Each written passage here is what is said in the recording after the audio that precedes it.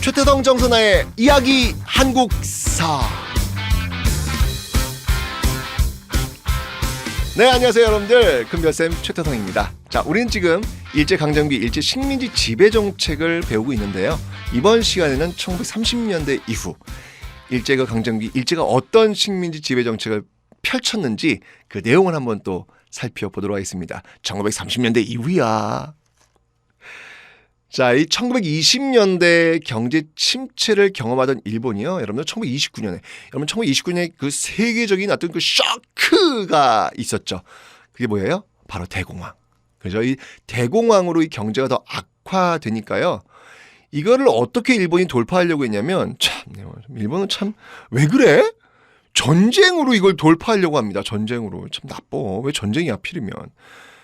근데 문제는 뭐냐면 이 세계를 대상으로 이 전쟁을 수행을 하려면 여러분들 일본 국민만으로는 사실은 어렵잖아요. 그래서 바로 식민지 백성이었던 바로 한국인들. 이 한국인들에게도 총을 들도록 합니다. 근데 문제는 뭐냐면 아니 한국인들이 일본 사람들을 위해서 일본이란 국가를 위해서 자기 목숨을 내놓을 리는 없잖아요. 그죠? 그러니까 어떻게 해야 돼요? 바로 이 한국인들 스스로 나는 일본인이야 라는 걸 느끼게 해줘야 된다는 얘기죠. 그죠? 머릿속에서 자발적 복종이 가능하도록 만들어야 되는 것입니다. 그래서 1930년대 이후에는 일본은 민족 말살 정책을 추진하게 되는 것이죠. 머릿속에 있는 나는 한국인이야 라고 하는 의식을 막 지우는 그런 모습을 보이게 되는 것이다. 1930년대 이후 민족말살 정책 시행의 이유였습니다. 어떻게 했냐고요? 성과 이름을 일본식으로 바꾸는 창씨 개명을 단행합니다. 아니 아빠 엄마가 줬던 나의 아이덴티티 아닙니까 그게? 그죠? 그거를 일본식으로 바꾼다? 이건 정말 황당한 일을 지금 밀어붙이고 있는 겁니다. 게다가 한국말 사용 금지 당연하겠죠. 이 한국말 쓰지 못하도록 하겠죠. 결국 이제 이와 관련해서 여러분들 조선어 학회 사건이요. 1942년에 일어납니다. 이 치안유지법 1925년에 제정되었던 이 치안유지법 위반으로 이 사람들이 이제 구속이 되는데 사실 조선어 계획 당시 만들려고 했던 게 있었어요. 그게 뭐냐면 우리말 큰 사전이라는 게 있었는데 우리말 큰 사전을 편찬하는 과정에서 바로 이렇게 조선어 학회 사건이 빵 하고 1940년 터지니까 결국 조선어 학회는 우리말 큰 사전을 편찬하지 못합니다. 이게 이런 비극적인 일들이 막 벌어지고 있는 것이죠. 아, 슬프다. 게다가 여러분들 한국말을 못 쓸 뿐만 아니라 여러분들 이 황곡신민서사를 암송케 합니다. 나는 천황폐하의 신민입니다. 이런 걸 외우도록 하는 거예요. 어우, 소름이 쫙 끼치네요. 게다가 궁성요배라는 것도 해요. 궁성요배가 뭐냐면 사이렌이 갑자기 울리면 일본 왕, 그들은 천황이라고 부르죠. 그들이 있는 동쪽을 향해서 절을 하도록 하는 이런 궁성요배를 강행토록 하는 것이죠. 그러니까 어떤 이런 것들을 통해 가지고 어떤 일본 왕, 즉 천황에게 충성을 다하는 그 신민으로 만들겠다. 한국을 잊으라. 너희는 일본인이야. 라고 하는 것을 주입을 시키려고 하는 것이죠. 정말 무섭지 않습니까? 이 자발적 복종이라는 게 참 가슴을 먹먹하게 만듭니다. 자, 이렇게 정책으로는요, 민족말살 정책, 창씨개명, 황국신민서사, 암송, 궁성요배와 같은 이런 모습들이 있었는데요. 다음은 이제 경제적인 면에서는 어떤 것들인지 한번 보도록 하겠습니다. 이 경제적으로는요, 여러분 1920년대 왜 삼매증식 계획 시행한다고 그랬잖아요. 그 결과 농민들의 삶이 좋아지겠어요? 나빠지겠어요? 나빠질 수밖에 없잖아요. 열심히 농사지었는데 그래서 쌀 증산시켰는데 오히려 더 뺏어가. 만주산 잡곡 먹어야 돼.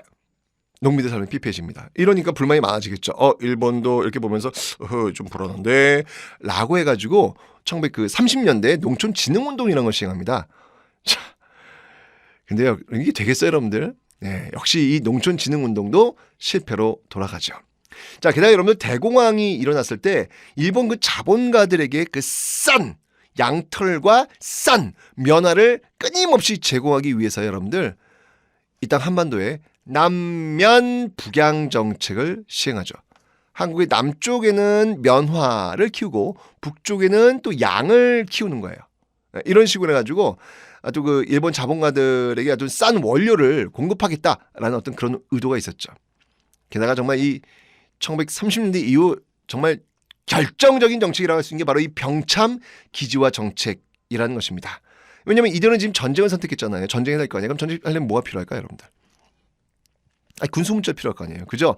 그 군수 물자를 만들어내는 공장을 막 곳곳에 세우는 거예요. 특히 이제 북한 지역에다가 굉장히 많이 그런 걸 세우는데 정말 말 그대로 국가 총동원이었습니다. 국가 총동원이었죠. 그래서 그런 법도 정해요. 1938년 국가 총동원법을 정하게 되는 거예요. 와, 정말 이 한반도에서 있는 것들은 쪽쪽 빼먹겠다라는 그런 국가 총동원법.